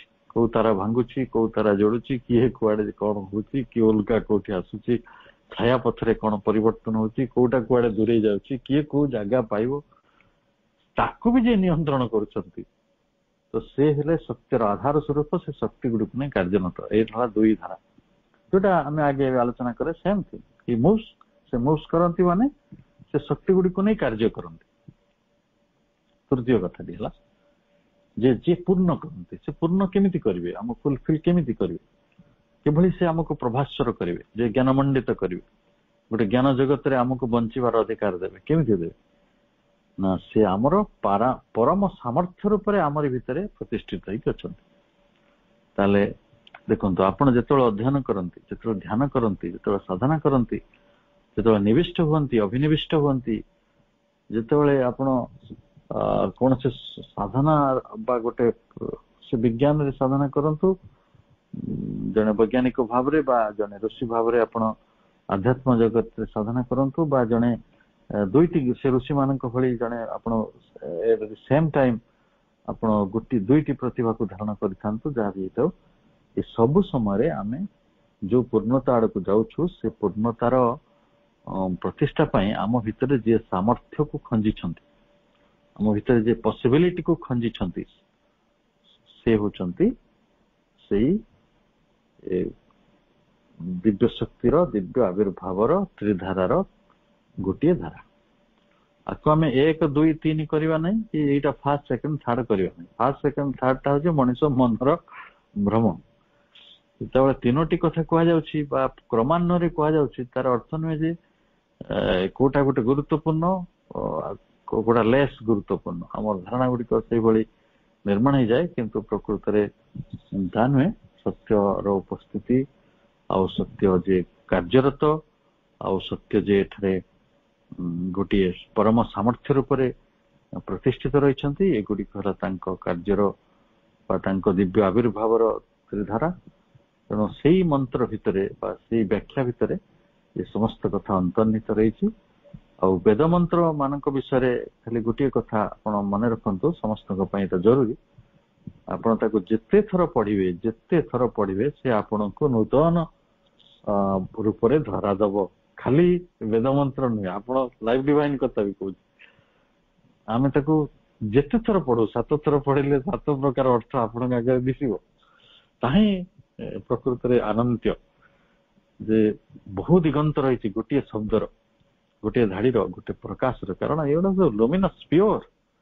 ଏ ପ୍ରଭୁଙ୍କର କି ମହାଚେତନା ଭିତରୁ ଯେ ଆସିଛି, ସେ ଗୋଟେ ସୀମିତ ଅର୍ଥକୁ ବହନ କରି ଆସିନାହିଁ, ସେ ସମଗ୍ର ଅନନ୍ତ ଗୁଡିକୁ ଧାରଣ କରି ଆସିଛି। ତେଣୁ ଦେଖିବେ, ସେଥିପାଇଁ ଆମେ ଛୋଟବେଳେ ଗୋଟେ ଗୀତ ପଢିଥିଲେ, ମନେ ଥିବ, ଯେ ସୁନ୍ଦର ତୃପ୍ତିର ଅବସାଦ ନାହିଁ, ଯେତେ ଦେଖୁଥିଲେ ନୂଆ ଦିଶୁଥାଇ। ଏଇଗୁଡିକ ହେଲା ସୁନ୍ଦରତା। ସେ ଯେତେ ଦେଖିବେ ଆପଣଙ୍କୁ ସେ ନୂଆ ଦିଶିବ। ମୋ ଲାଇଫ୍ ଡିଭାଇନ୍ ଟାକୁ 7 ଥର ପଢିକି 8 ଥରରେ ପଢୁଛି, ମତେ ଲାଗୁଛି ଏଇ କଥାଟା ତ ମୁଁ ପଢିନଥିଲି, ଏଇଟା ନୂଆ ଲାଗୁଛି। କେତେ କଥା ଅଛି ଆ ଭିତରେ ଆମେ ଜାଣିପାରୁନୁ। ତେଣୁ ସେ ବହୁତ ସମୟରେ ବହୁ ପ୍ରକାର ସେ ସତ୍ୟ ଆପଣଙ୍କୁ ଧରାଦବ, ଆଉ ସେଇଟା ହଉଛି କରୁଣା। ଯଦି ସେଇ ସତ୍ୟ ଆପଣଙ୍କୁ ସାନ୍ନିଧ୍ୟ ଦଉଛି, ତାହେଲେ ସେଇଟା ହେଲା ମାଙ୍କର କରୁଣା। ତେଣୁ ମାଙ୍କର କରୁଣାକୁ ଆମେ ଧାରଣ କରିବା। ଖାଲି ଗୋଟେ ପରାମର୍ଶ ରହିଛି, ବୁଲୁ ଭାଇ କିମ୍ବା ବସନ୍ତ ଭାଇ ସେ ପ୍ରଶ୍ନଟି, ଯୋଉ କଥାଟି କହିପାରିବେ ଯେ ଶ୍ରୀ ଜଗନ୍ନାଥଙ୍କ ପୌରୁଷୋତ୍ତମ ତତ୍ଵ ଆଉ ଶ୍ରୀ ଅରବିନ୍ଦ ଅତିମାନସ ତତ୍ଵ ଭିତରେ ପାର୍ଥକ୍ୟ କଣ? ଏଇ ପ୍ରଶ୍ନଟି ଜିଜ୍ଞାସା ରେ ଆସିଥିଲା। ତ ସେଇଠି ସେ ପ୍ରଶ୍ନଟି ସକାଳେ ଆଲୋଚନା ହବ କି ସନ୍ଧ୍ୟାରେ ଆଲୋଚନା ହବ?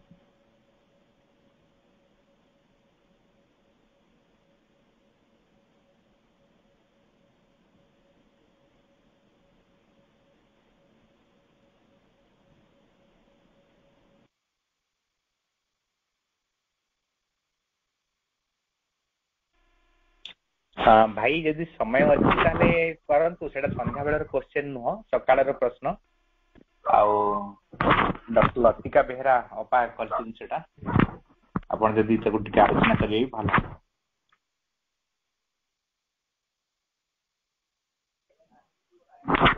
ଭାଇ ଅବଶ୍ୟ ଆଜି ଯଦି ପର୍ଯ୍ୟାପ୍ତ ସମୟ ଅଛି ଆଲୋଚନା କରନ୍ତୁ। ଏ ବି ଗୋଟେ ବିରାଟ ତତ୍ଵ, ବିରାଟ ଦୁଇଟି ତତ୍ଵକୁ ତାର ସମାହାର ବି ଦରକାର। ଠିକ ଅଛି, ଆପଣଙ୍କର ଉପରେ ସବୁ ନିର୍ଭର କରୁଛି। କିନ୍ତୁ ଏବେ ହେଲେ କିଛି ଅସୁବିଧା ନାହିଁ, ଏବେ ହିଁ ଆମର ବହୁତ ଅପ ଭାଇ ଅଛନ୍ତି, ଆଲୋଚନା କରାଯାଇପାରେ।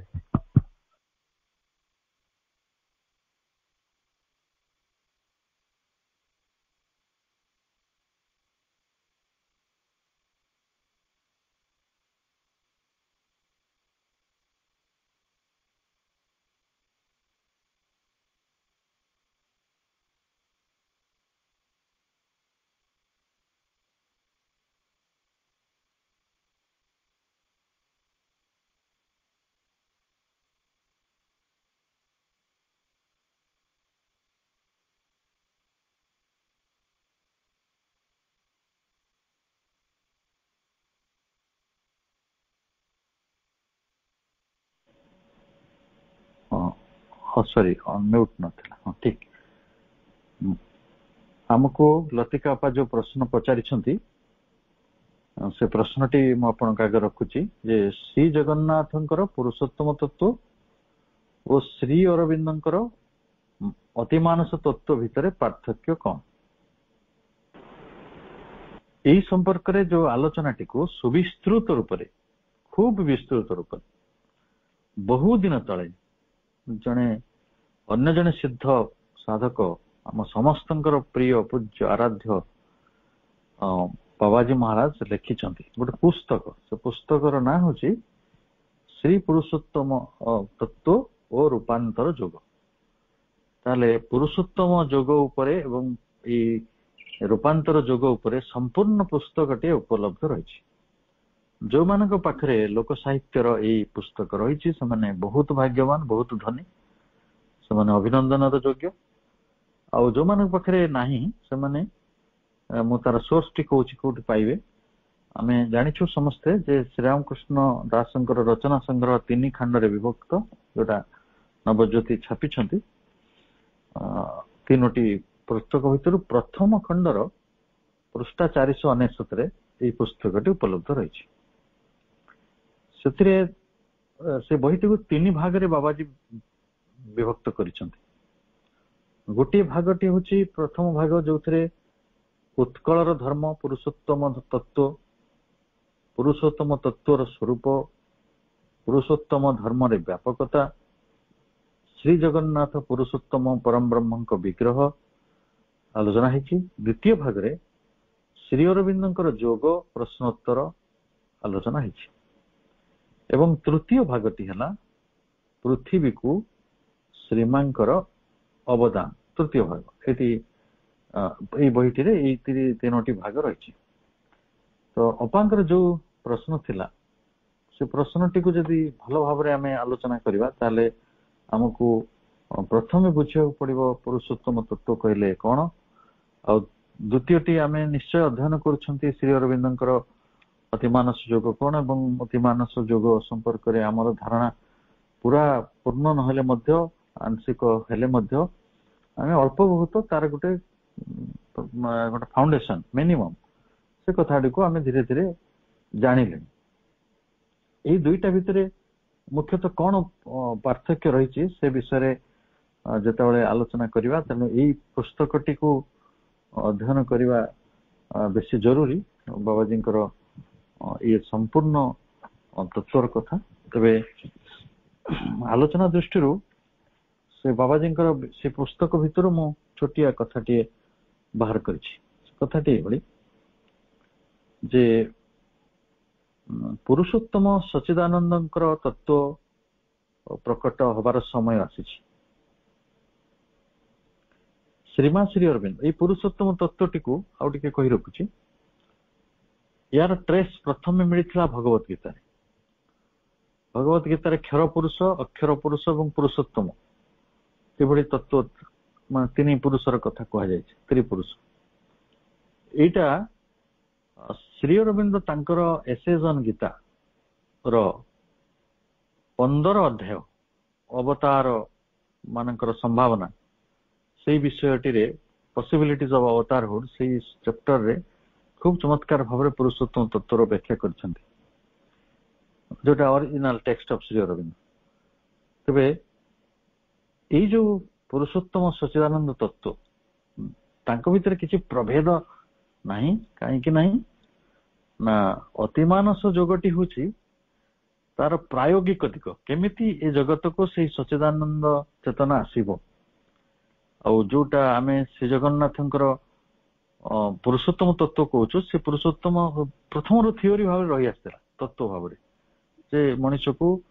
यही पुरुषोत्तम तत्व को जीवाकू पड़ो ताही देवत्व भगवत गीतार गोटे जोगर ना रही आप चैप्टर 15 पढ़े जोटा को अध्याय 15 सेटा हूँ संपूर्णतः पुरुषोत्तम जोग भगवत गीतार से 15 अध्याय पढ़े श्री अरविंदंकर एसेजन गीता पढ़े बाबाजींकर जो पुरुषोत्तम तत्व रूपांतर जोग 3टी पुस्तक पढ़ला परे यही संपर्क रे आम धारणा आहरी स्पष्ट हबो एवं ଏଇ ସଚିଦାନନ୍ଦ ରୂପୀ ପରମ ବ୍ରହ୍ମ ଯେ କ୍ଷର ଅକ୍ଷର ଊର୍ଦ୍ଧ୍ୱରେ ଯେଉଁ ପୁରୁଷୋତ୍ତମ ରହିଛନ୍ତି ସେହାକୁ ଅନୁଭବ କରିବା ପାଇଁ ଅତିମାନସ ଶକ୍ତି ଏ ଜଗତକୁ ଅବତରଣ କରିଛି।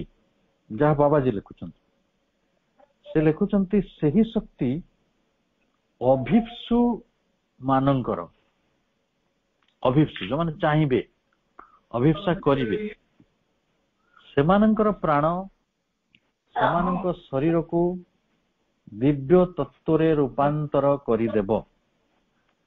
ବୋଲୁ ଭାଇ, କୋଉ ଭାଇ ଅପାଙ୍କର ଫୋନ ଟିକେ ଖୋଲା ଅଛି ଦେଖିବେ ତ। ଶରୀରକୁ ତାର ଦିବ୍ୟ ତତ୍ତ୍ୱରେ ରୂପାନ୍ତର କରିବା ପାଇଁ କାର୍ଯ୍ୟ କରୁଛନ୍ତି। ଏଇ ଶବ୍ଦ ଗୁଡିକୁ ଏତେ ଗୁରୁତ୍ୱପୂର୍ଣ୍ଣ ଯେ ଆପଣ କୋଉଟାକୁ ଛାଡିବେ କୋଉଟାକୁ କହିବେ ଆପଣ ଏ ଚିନ୍ତାରେ ପଡିଯିବେ। ଦେଖନ୍ତୁ, ସେ କହିଲେ ଅତିମାନସ ଶକ୍ତିକୁ ମା ଅବତରଣ କରେଇଲେ, ପ୍ରଭୁ ଶ୍ରୀ ଅରବିନ୍ଦ ଅବତରଣ କରେଇଲେ ଏବଂ ମା ସେହି ଶକ୍ତି ଦ୍ୱାରା ଅଭିପ୍ସୁ ବ୍ୟକ୍ତିଙ୍କର ମନ ପ୍ରାଣ ଶରୀରକୁ ଦିବ୍ୟ ତତ୍ତ୍ୱରେ ଅର୍ଥାତ୍ ପୁରୁଷୋତ୍ତମ ତତ୍ତ୍ୱରେ ରୂପାନ୍ତରିତ କରିବାର କାର୍ଯ୍ୟ କରୁଛନ୍ତି। ଅଭିପ୍ସୁ ମାନଙ୍କର, ନଟ୍ ଅଲ୍। ସେଇମାନେ ଏବେ ନୂତନ ଜାତି, ଅତିମାନସ ଜାତି।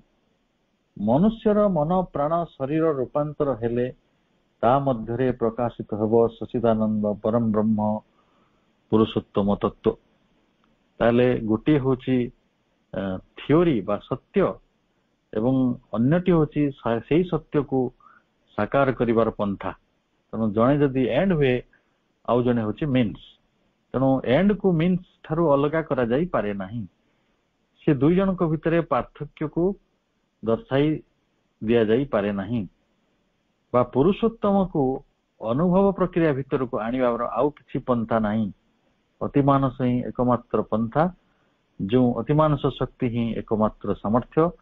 ତେଣୁ ସେଇ କଥାଟିକୁ ପ୍ରଭୁ ଶ୍ରୀ ଅରବିନ୍ଦ ଯେହେତୁ ତାଙ୍କର ଅତିମାନସ ଯୋଗରେ ଅଭିହିତ କରିଛନ୍ତି, ତେଣୁ ଏ ଦୁଇଟି ଭିତରେ କିଛି ପାର୍ଥକ୍ୟ ଥିବାର ମୁଁ ଅନୁଭବ କରୁନାହିଁ।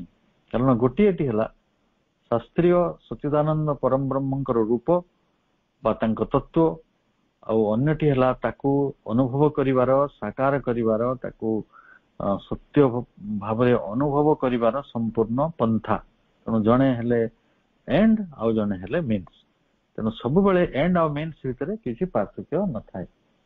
ତେଣୁ ଅଜ୍ଞାନ ଅନ୍ଧକାର ଶକ୍ତି ରୋଗ ଜରା ମୃତ୍ୟୁ କବଳରୁ ପୂର୍ଣ୍ଣ ମୁକ୍ତ ହେବାକୁ ପଡିବ ଏବଂ ଏଇଭଳି ଏକ ମୁକ୍ତି କେବଳ ଭଗବାନଙ୍କ ସହିତ ଏକତ୍ୱ ସ୍ଥାପନ ଦ୍ୱାରା ସମ୍ଭବ ହେବ ଏବଂ ଭଗବତୀ ଅତିମାନସ ଶକ୍ତି ଏଇ ସାନ୍ନିଧ୍ୟ ନିର୍ମାଣ କରିବେ। ତାହେଲେ ଯଦି ଏଇ ସାନ୍ନିଧ୍ୟଟି ନିର୍ମାଣ କରିବେ ତାହେଲେ ଏଇଟା ତ ଉପାୟ, ତେଣୁ ତା ପାର୍ଥକ୍ୟ କୋଉଠି ଆସିବ? ତାହେଲେ ପୁଣି ସେ କହୁଛନ୍ତି ସମସ୍ତ ଦିବ୍ୟ ଲୋକ ଉତରି ଆସିବ ଏଇ ମୃତ୍ୟୁ ପୁରୀକୁ। ଏହା ହିଁ ପ୍ରତ୍ୟେକ ବ୍ୟକ୍ତିର ଲକ୍ଷ୍ୟ। ଏହି ଲକ୍ଷ୍ୟ ଆଡକୁ ପ୍ରତ୍ୟେକ ପ୍ରାଣୀ ଅଜ୍ଞାତ ରୂପେ ଭଗବାନଙ୍କର ସଂକଳ୍ପ ଅନୁସାରେ ପ୍ରକୃତି ଦ୍ୱାରା ପରିଚାଳିତ ହେଉଛନ୍ତି। ତେଣୁ ସଂସାରର ବ୍ୟକ୍ତି ଆଜି ଅଜ୍ଞାନ ମୋହରେ ଏହାର ରହସ୍ୟ ନ ଜାଣି ଏହି ସତ୍ୟକୁ ପ୍ରକାଶ୍ୟରେ ଗ୍ରହଣ କରିବା ପରିବର୍ତ୍ତେ ବିରୋଧ ସୃଷ୍ଟି କରୁଛନ୍ତି। ଯୋଉମାନେ ବିରୋଧ କରୁଛନ୍ତି, ଭାଇ ବସନ୍ତ ଭାଇ ଆପଣଙ୍କ ପ୍ରଶ୍ନର ଉତ୍ତର ବାବାଜୀ ଦଉଛନ୍ତି। ବିରୋଧ କରନ୍ତି ଦୁଇ ଶ୍ରେଣୀର ବ୍ୟକ୍ତି। ଗୋଟିଏ ଶ୍ରେଣୀର ବ୍ୟକ୍ତି ଯେଉଁମାନେ ଭଗବାନଙ୍କ ଅସ୍ତିତ୍ୱକୁ ଏକବାରେ ସ୍ୱୀକାର କରନ୍ତି ନାହିଁ, କେବଳ ଭୌତିକ ସ୍ଥୂଳ ବସ୍ତୁର ସତ୍ୟତା ସ୍ୱୀକାର କରନ୍ତି। କେବଳ ସେମାନେ ମ୍ୟାଟର ସାଇନ୍ସକୁ ସତ୍ୟ ବୋଲି ମାନନ୍ତି। ଅନ୍ୟ ଶ୍ରେଣୀର ବ୍ୟକ୍ତି ଭଗବତ ଅସ୍ତିତ୍ୱକୁ ସ୍ୱୀକାର କରନ୍ତି, କିନ୍ତୁ ପୂର୍ବ ଅଧ୍ୟାତ୍ମବାଦର ଅଭ୍ୟାସ ସଂସ୍କାରଗତ ସାମ୍ପ୍ରଦାୟିକ ସୀମାରେ ଏପରି କଠୋର ଭାବରେ ବନ୍ଦୀ ହୋଇ ରହିଥାନ୍ତି ଯେ ସେଥିରୁ ମୁକ୍ତ ହୋଇପାରନ୍ତି ନାହିଁ। ସେହି ସୀମା ମଧ୍ୟରେ ସତ୍ୟର ପ୍ରକାଶ ଅଭାବରୁ ହାତ ଅଣ୍ଡାଳି ବୁଲୁଥାନ୍ତି।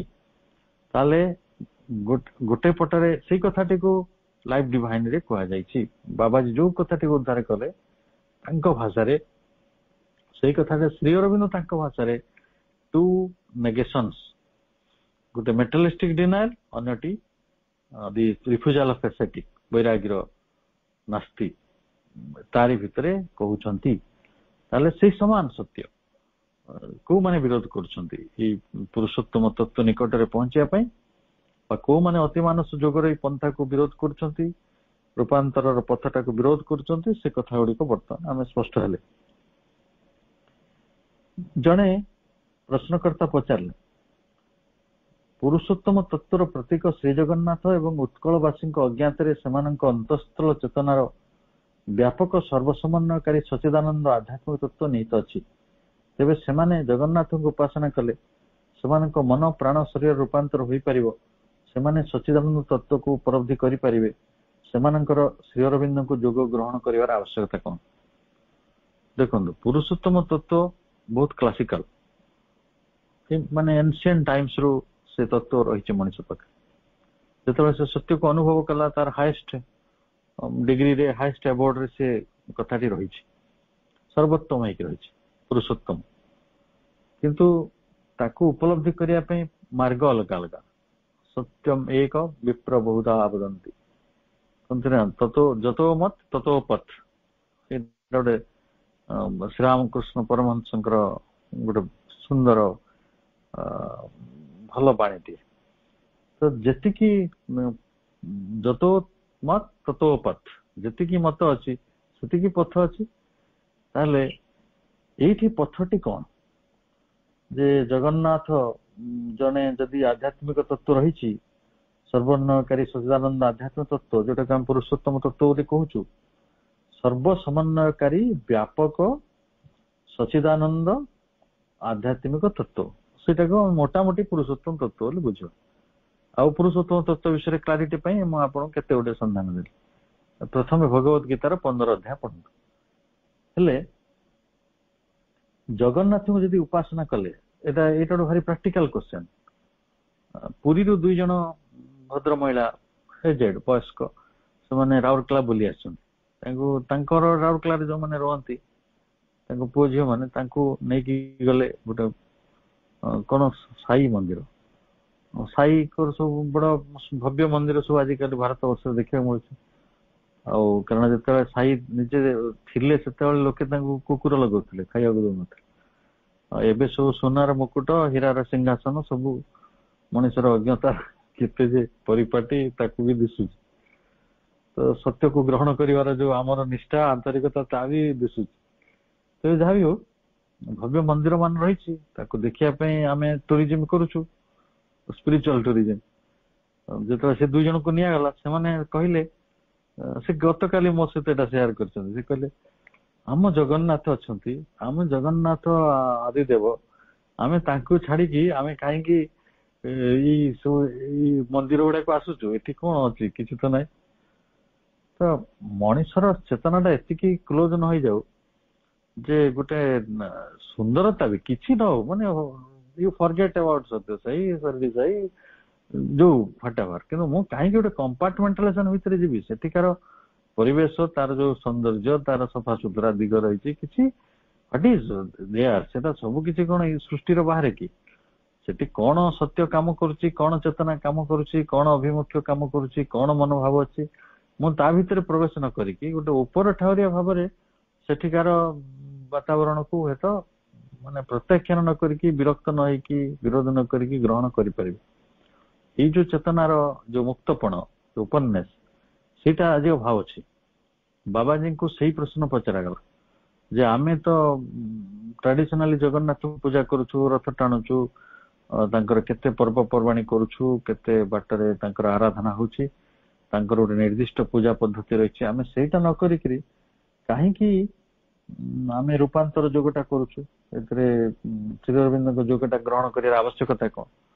ତା ଉତ୍ତରଟି ଏଇଭଳି ଅଛି ଯେ ଶ୍ରୀ ଜଗନ୍ନାଥ କେତେ ହଜାର ବର୍ଷରୁ ଉତ୍କଳରେ ପ୍ରକଟ ହୋଇ ଅଛନ୍ତି। କେତେକ ଉତ୍କଳବାସୀ ଜଗନ୍ନାଥଙ୍କୁ ଉପାସନା କରି ଆସୁଛନ୍ତି, କିନ୍ତୁ ଶ୍ରୀ ଜଗନ୍ନାଥଙ୍କୁ ଉପାସନା କରୁଥିବା ବ୍ୟକ୍ତିଙ୍କ ମଧ୍ୟରୁ କେତେ ଜଣଙ୍କ ମନ ପ୍ରାଣ ଶରୀର ରୂପାନ୍ତର ହୋଇଛି? ଆପଣ ତାଙ୍କୁ ପୂଜା କରୁଥିବା ପଣ୍ଡା ପଢିଆରୀ ମାନଙ୍କ କଥା ଜାଣନ୍ତି, ସେମାନେ କୋଉ ପ୍ରକାର ଝଗଡା ଲାଗନ୍ତି, ମାନେ ସେ ହଣାହଣି ହେଉଛନ୍ତି, ତା ବି ଆମେ ଦେଖୁଛୁ। ସେମାନେ ସଚିତ ଆନନ୍ଦଙ୍କୁ ଉପଲବ୍ଧି କରିପାରିଛନ୍ତି? ବାବା ପଚାରୁଛନ୍ତି ବାବାଜୀ। ଶ୍ରୀ ଜଗନ୍ନାଥ ସଚିଦାନନ୍ଦ ପ୍ରତୀକ। ବର୍ତ୍ତମାନ ସଚିଦାନନ୍ଦ ପ୍ରକାଶ ହୋଇନାହିଁ, ସେ ପ୍ରକାଶ ହୁଅନ୍ତି ଶ୍ରୀ ଅରବିନ୍ଦଙ୍କ ଅତି ମାନସ ରୂପାନ୍ତର ଯୋଗରେ। ସେଇ ସକାଶେ ଶ୍ରୀ ଅରବିନ୍ଦଙ୍କ ଯୋଗ ଗ୍ରହଣ ଆବଶ୍ୟକ। ସଚିତାନନ୍ଦ ଉପଲବ୍ଧ ହୁଅନ୍ତି କେବଳ ଅତିମାନସ ବିଜ୍ଞାନ ଚେତନାରେ। ଏ ସବୁ ଶବ୍ଦ ଗୁଡିକ ଏତେ ବ୍ୟାପକ ଆଉ ତାର ଏତେ ଦିଗନ୍ତ ରହିଛି, ତାକୁ ବିଜ୍ଞାନ ଚେତନା କାହିଁକି କୁହାଗଲା ଏବଂ ଅତିମାନସକୁ ବିଜ୍ଞାନ ଚେତନା କିଭଳି ଯୋଡି କ୍ଲବ କରାହେଇଛି ଶବ୍ଦ ଦୁଇଟିକୁ, ଏବଂ ସଚିଦାନନ୍ଦ ପରମ ବ୍ରହ୍ମ ବା ପୁରୁଷୋତ୍ତମକୁ ଆମେ କିଭଳି ଅନୁଭବ କରିପାରିବା ତା ଜରିଆରେ ସେହି ଶକ୍ତି ଦ୍ୱାରା ମନୁଷ୍ୟର ମନ ପ୍ରାଣ ଶରୀର ରୂପାନ୍ତର ହୁଏ। ରୂପାନ୍ତରିତ ମନ ପ୍ରାଣ ଶରୀରରେ ସଚିଦାନନ୍ଦ ପ୍ରକଟ ହୁଅନ୍ତି। ଅତିମାନସ ଶକ୍ତିର କ୍ରିୟା ବ୍ୟତୀତ ମନୁଷ୍ୟର ମନ ପ୍ରାଣ ଶରୀର ରୂପାନ୍ତର ଓ ସଚିଦାନନ୍ଦଙ୍କ ଉପଲବ୍ଧି ଏକବାରେ ଅସମ୍ଭବ। ଶ୍ରୀ ଜଗନ୍ନାଥ ସଚିଦାନନ୍ଦଙ୍କ ପ୍ରତୀକ ହେବାର ଅର୍ଥ ସଚିଦାନନ୍ଦଙ୍କର ମୂଳ ସତ୍ୟ ଓ ଗୁଣଧର୍ମ ସେଥିରେ ଥାଏ ଅପ୍ରକାଶ୍ୟ। ବ୍ୟକ୍ତି ପ୍ରତୀକରେ ଯଦ୍ୟପି ମୂଳ ସତ୍ୟ ଉପଲବ୍ଧି କରିପାରେ ନାହିଁ, ତଥାପି ଅଜ୍ଞାତରେ ସେଥିରେ ପ୍ରଭାବିତ ହୁଏ। ଏହା ହିଁ ହୋଇଛି ଉତ୍କଳବାସୀଙ୍କର। ତେଣୁ ଅତିମାନସ ସତ୍ୟ ବା ବିଜ୍ଞାନ ଚେତନା ଶ୍ରୀ ଜଗନ୍ନାଥଙ୍କ ପୁରୁଷୋତ୍ତମ ତତ୍ଵକୁ ଆଦୌ ଅସ୍ୱୀକାର କରୁନାହିଁ, ବରଂ ତାହାକୁ ପ୍ରତିଷ୍ଠିତ କରିବା ପାଇଁ ତାକୁ କିଭଳି ଅନୁଭବର ପ୍ରକ୍ରିୟା ଭିତରକୁ ଆସିପାରିବ, କିଭଳି ମଣିଷ ତାର ରୂପାନ୍ତରିତ ମନ ପ୍ରାଣ ଶରୀରରେ ସେହି ପରମ ବ୍ରହ୍ମଙ୍କୁ ଅନୁଭବ କରିପାରିବ, ସେହି ଦିଗନ୍ତରେ ଆମକୁ ପରିଚାଳିତ କରୁଛି। ତେଣୁ ଆମେ ତା ଭିତରେ ପାର୍ଥକ୍ୟ ଖୋଜିବା ନାହିଁ। ସେ କଥାଟିକୁ ବହୁତ ସ୍ପଷ୍ଟ କରିଦିଆଗଲା ଯେ ଆମେ ଟାଇମ ଇମେମୋରିଆଲ ଯାହାକୁ ପୁରୁଷୋତ୍ତମ ବୋଲି ଜାଣୁ ବା ସେଇଟାକୁ ଅନୁଭବ କରିବାର ପ୍ରକ୍ରିୟା ଆମେ ଅତିମାନସ ଶକ୍ତି ଦ୍ୱାରା କରିବାକୁ ଚାହୁଁଛୁ, ତାହା ହିଁ ରୂପାନ୍ତର ଯୋଗ। ତେଣୁ ସାଧନାର ପଥ ଏଇଟା ସାଧନାର ପଥ, ଆଉ ସେଇଟା ହଉଛି ଆମର ଲକ୍ଷ୍ୟ। ତେଣୁ ପଥ ଆଉ ଲକ୍ଷ୍ୟ ଭିତରେ ବେଶୀ କିଛି ଫରକ ନାହିଁ। ବାବାଜୀ କହୁଛନ୍ତି ପୁରୀ ହେଉଛି ପୁରୁଷୋତ୍ତମ କ୍ଷେତ୍ର। ଆଜି ବି ଲୋକେ ପୁରୁଷୋତ୍ତମ ଧାମକୁ ପୁରସ୍ତମ ବୋଲି କୁହନ୍ତି। ପରସ୍ପର ସଚିଦାନନ୍ଦ ପରମ ବ୍ରହ୍ମଙ୍କର ମୂର୍ତ୍ତି ବିଗ୍ରହ ପ୍ରତୀକ ଶ୍ରୀ ଜଗନ୍ନାଥ ଏହାର ପ୍ରମାଣ। ତେଣୁ ତାଙ୍କୁ ଦାରୁ ବ୍ରହ୍ମ କୁହାଯାଇଛି। ତାଙ୍କୁ ଶ୍ରୀରାମ ଶ୍ରୀକୃଷ୍ଣ ନାରାୟଣ ଶିବଙ୍କର ସଗୁଣ ରୂପ ରୂପରେ ଗ୍ରହଣ କରାଯାଇଛି। ତେଣୁ ଆମେ ତାଙ୍କୁ ସେଇ ରୂପ ଗୁଡିକୁ ବା ସେଇ ଯୋଉ ବିଗ୍ରହ ଗୁଡିକୁ ଆମେ ତାଙ୍କର ଯୋଉ ବ୍ରହ୍ମ ରୂପ ରହିଛି ତାକୁ ଅନୁଭବ କରିବାକୁ ହେଲେ ଅତିମାନସ ଚେତନାରେ ସେଟା ଉପଲବ୍ଧି କରିହବ। ତେଣୁ ସେଠି ଯଦି ବ୍ରହ୍ମ ସ୍ୱରୂପ ସିଏ, ତାହେଲେ ସେଇ ବ୍ରହ୍ମଙ୍କୁ ଜାଣିବାରେ ବା ବ୍ରହ୍ମ ଚୈତନ୍ୟରେ ନିଜକୁ ଅଧିଷ୍ଠିତ କରିବାକୁ ହେଲେ ରୂପାନ୍ତର ଯୋଗର ପଦ୍ଧତି ଦେଇ ଯିବାକୁ ପଡିବ। ତେଣୁ ଇଏ ଥିଲା ବାବାଜୀଙ୍କର ଉତ୍ତର। ଇଏ ଗୋଟେ ବିରାଟ ପୁସ୍ତକ, ଆପଣ ସମୟକ୍ରମେ ତାକୁ ଅଧ୍ୟୟନ କରିବାର ଚେଷ୍ଟା କରିବେ।